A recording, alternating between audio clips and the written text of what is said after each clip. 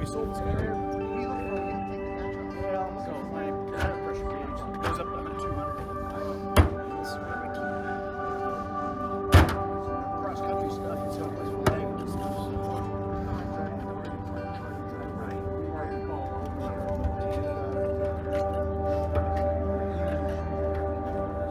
Yay, thank you. Was it back there on the? It was up to 140 here. Yeah, it goes to 200.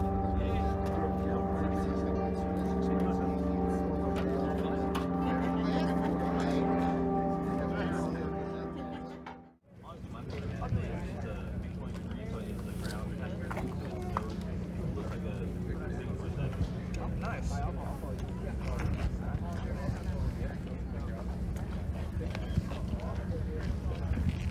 Yeah, mine's right here. That's him. I'm the guy with the DC.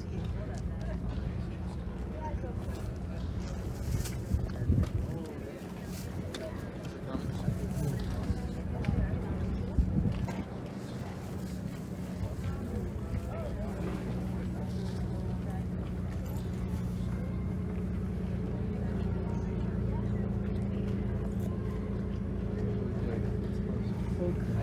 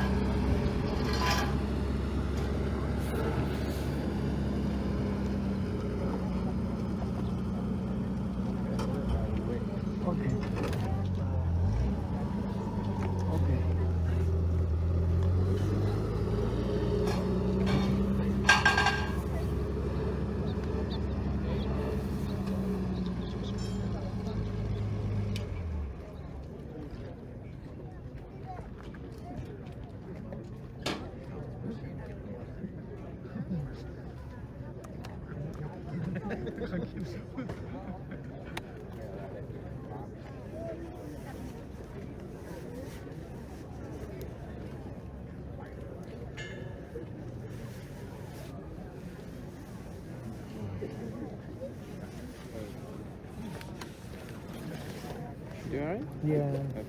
Might be the sunglasses. Yeah, come on. Okay. Yeah, yeah. Go ahead. Get the sunglasses.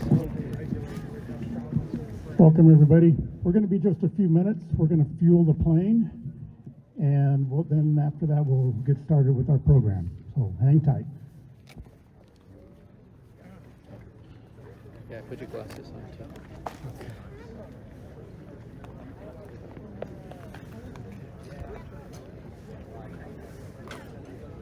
Come out. Sorry. Good? Go. Okay. Yeah, you hold on to this for a second, okay? I'm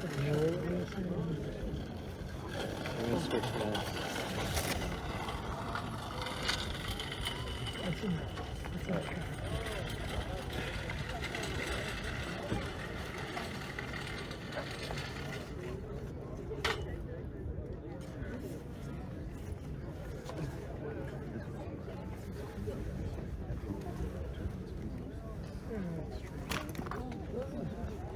Gotta go first.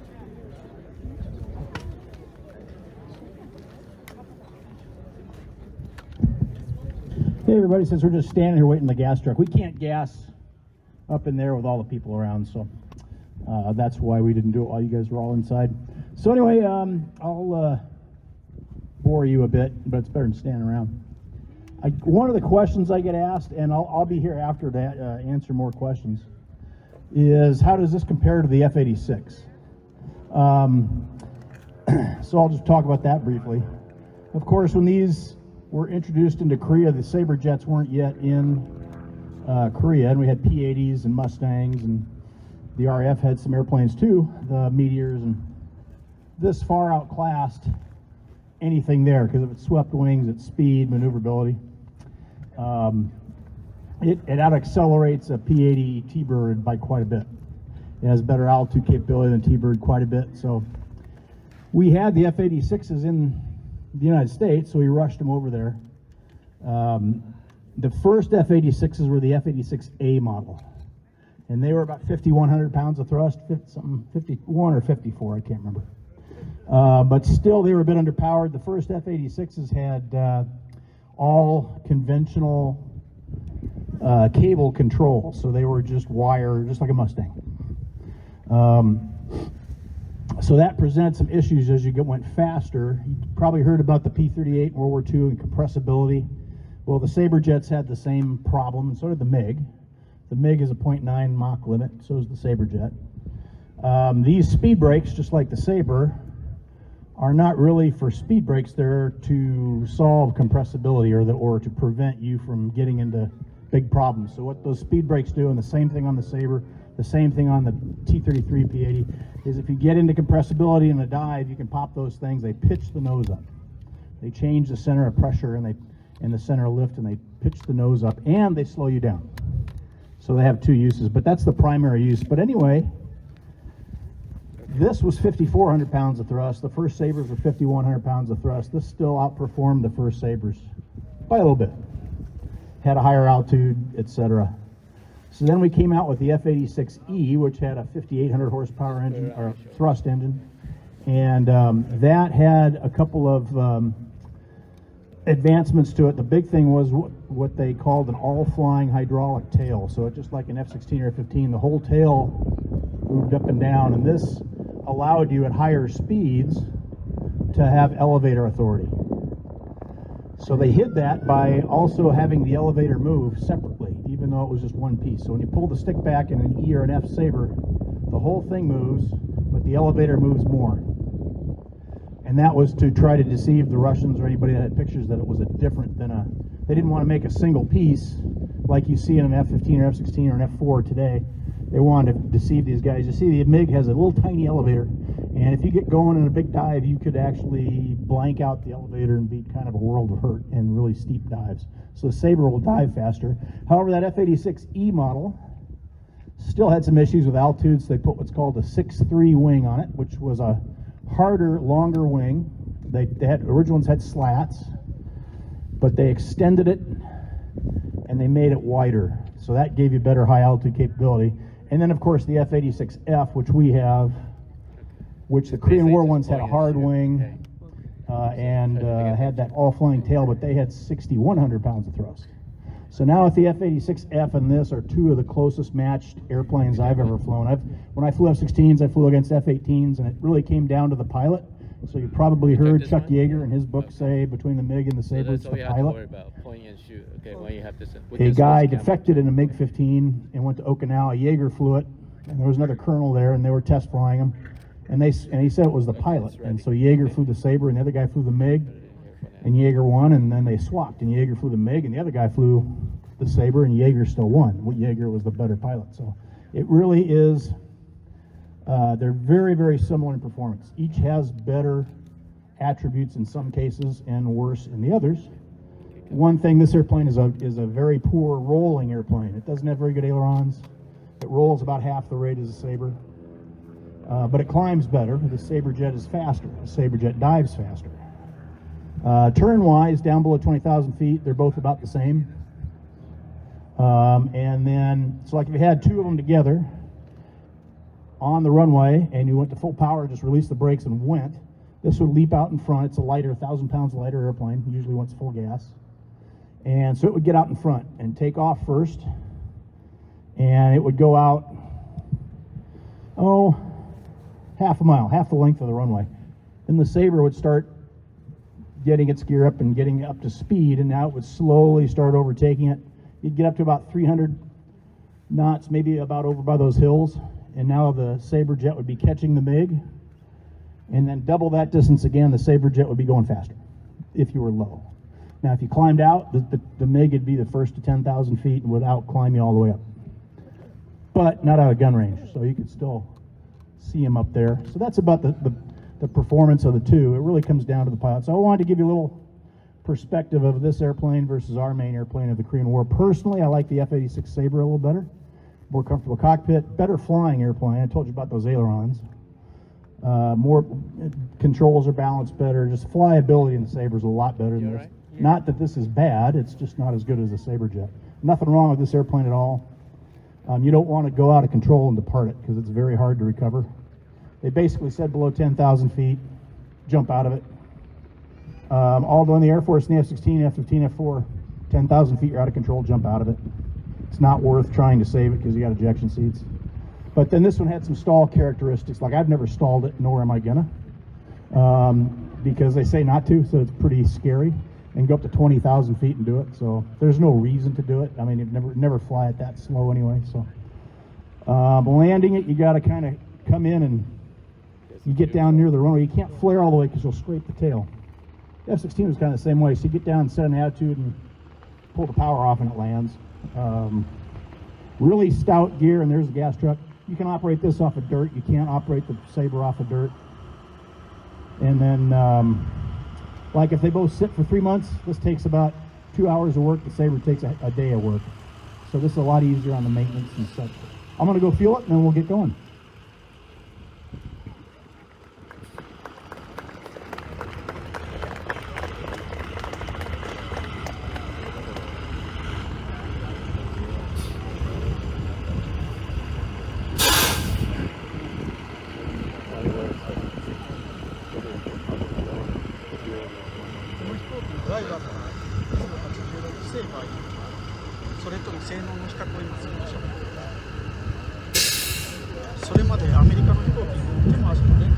Welcome again, folks.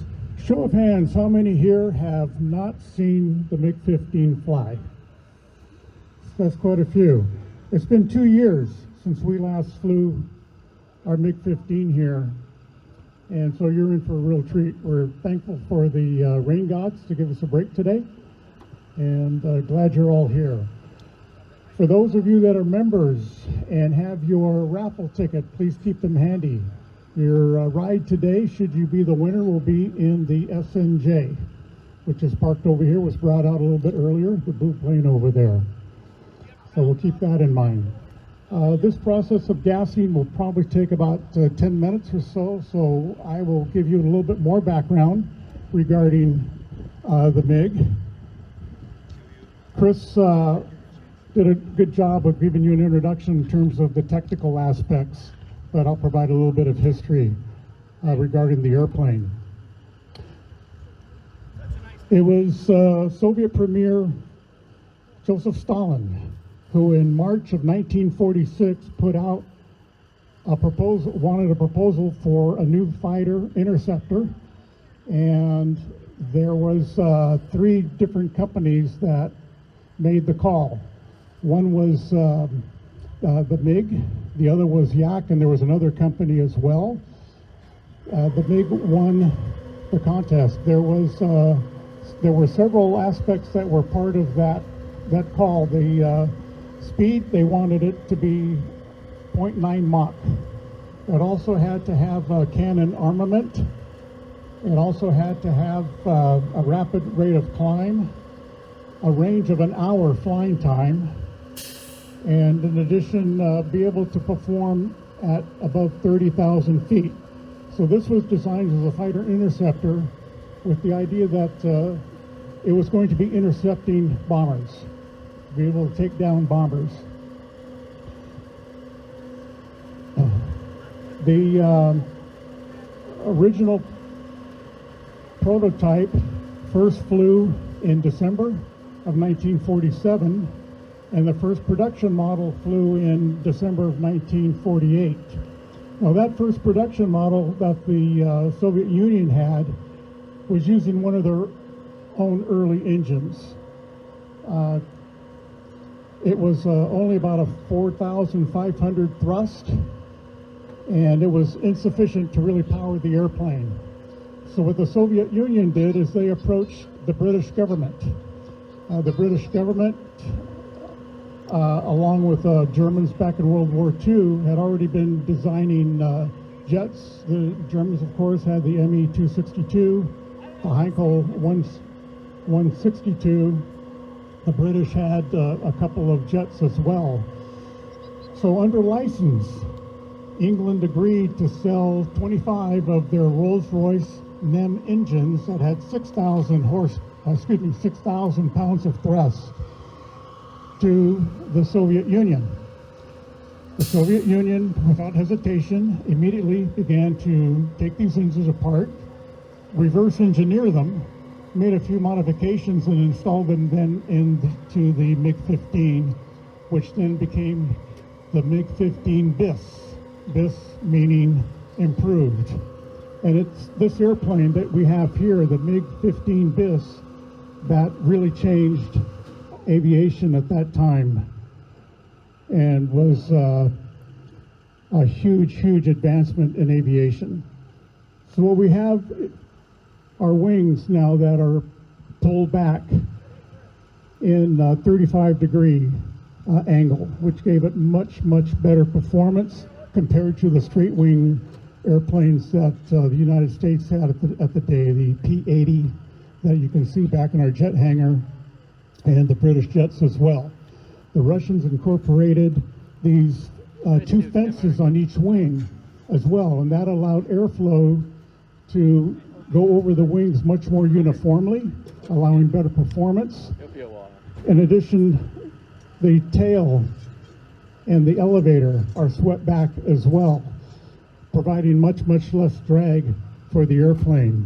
Pressurized cockpit, ejection seat, and as Chris was mentioning, the air brakes in back here as well.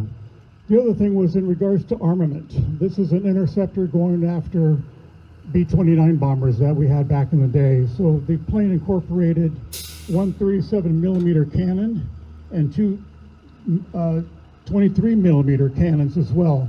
And what's interesting, up in the nose, that armament was in a carriage, and it could be cranked down, quickly replaced, lifted back up again, and they're off and ready to go again. The first engagement with a MiG-15 with NATO forces was in November of 1950, and that was with F-80s. And there was actually one MiG that was shot down at that time, But the U.S. Air Force and NATO recognized that the MiG was a much, much superior airplane. And as Chris mentioned, they rapidly deployed into operation the F-86A, a brand new airplane, which was with the hope that this would be a better match with the MiG. So in December of 1950, there were 4 MiGs that tangled with 4 F-86As over the Yula River there in North Korea. And those F-86 were able to shoot down one of the MiGs at that time. And that became what was referred to as MiG Alley, as you may have heard in Brian Finnegan's presentation.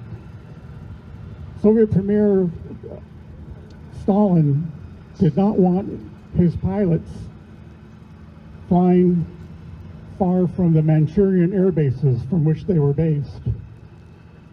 And NATO didn't want Allied pilots flying past the Chinese border. So that intersection became MiG Alley. And it was there over the next 2.5 years that there were fierce air battles between F-86s and with MiG-15s. As Chris may have mentioned, it comes down to the pilot. At the end of the war, the F-86 had a kill ratio of about 14-1. That was later corrected to about 7-1.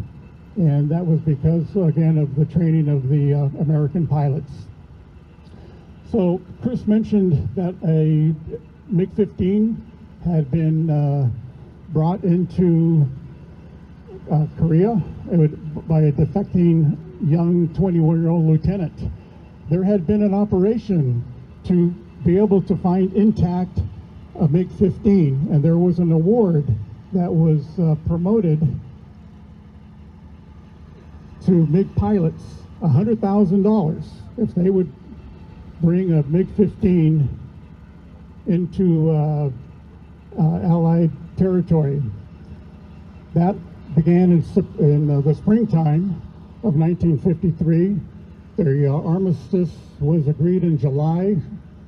Combat ceased, and in September of 1953, this young 21-year-old pilot brought in MiG-15. A little bit about this airplane.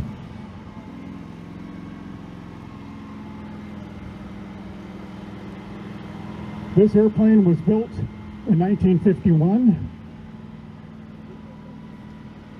Hope you can hear me back there. Okay. This airplane was built in 1951 by the Soviet Union in Moscow. It was then taken in parts to China. It was then rebuilt in China, and from understanding it was used by the Chinese Air Force. We suspect that it was also used in the Korean War. It was brought to the United States in the 1980s, and it was donated to the museum by the Friedkin family, and has been part of our collection for quite some time. So rare opportunity for you to see this. If you saw the movie Devotion, we of course had our Corsair, we had our Bearcat, but the MiG also flew in that very quickly in one scene streaking across the sky. The museum also has a MiG-17, which came out around 1953. It's about 3 feet longer than the MiG-15. Sometimes it's misinterpreted as being a MiG-15, but a much more advanced engine. The wings are swept back a little bit more than the 35 degrees on the MiG-15. We also have a MiG-21 from the 1970s Vietnam era MiG. So with that, I'm going to close. We'll let Chris complete his operations.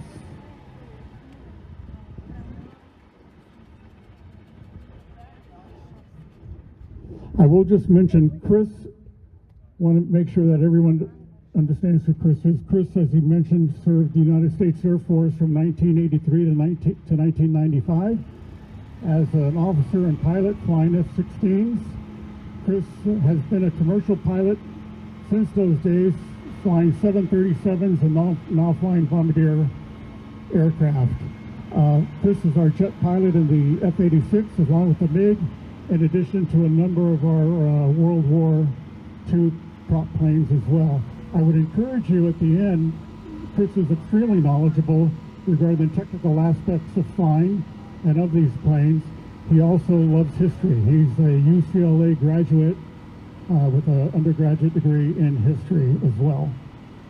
So,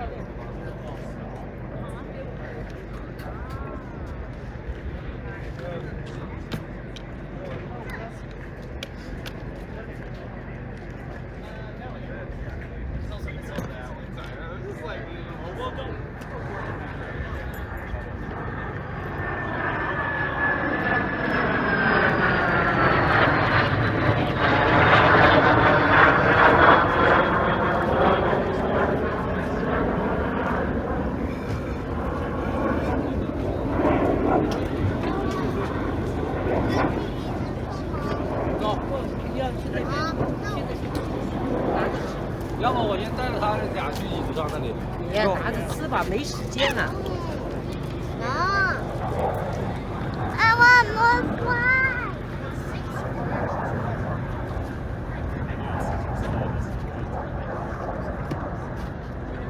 So that's a here?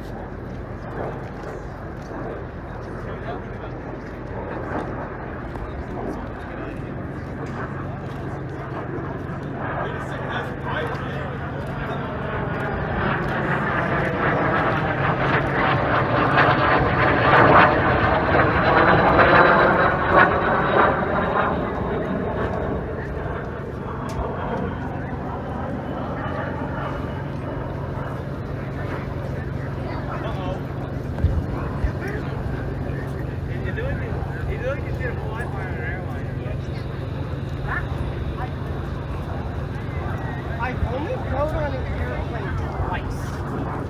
Yes. How was it? Eh, it was okay. It was Delta Airlines. Yes. Oh, I just guessed. Yes, I know it's Delta. I understand. Delta Airlines. Wait a minute, where's this stuff?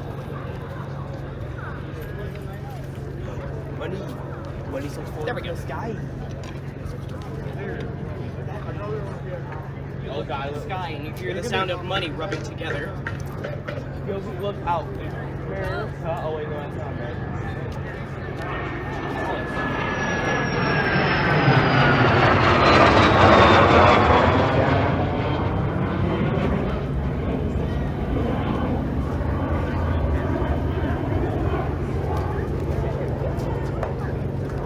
Never seen him flash the lights in the nose like that.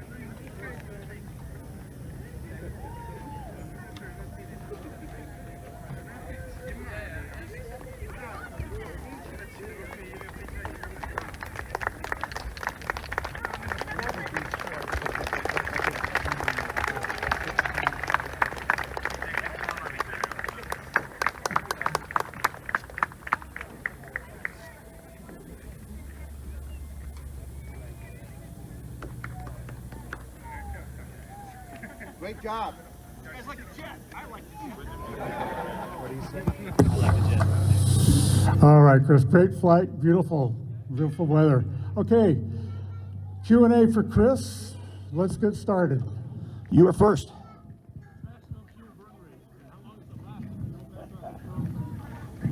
At full throttle, you know, boy. What do you think, 450 gallons an hour full throttle? Not even that, more than that, huh? What is it? Yeah, 800. Yeah, I didn't know exactly.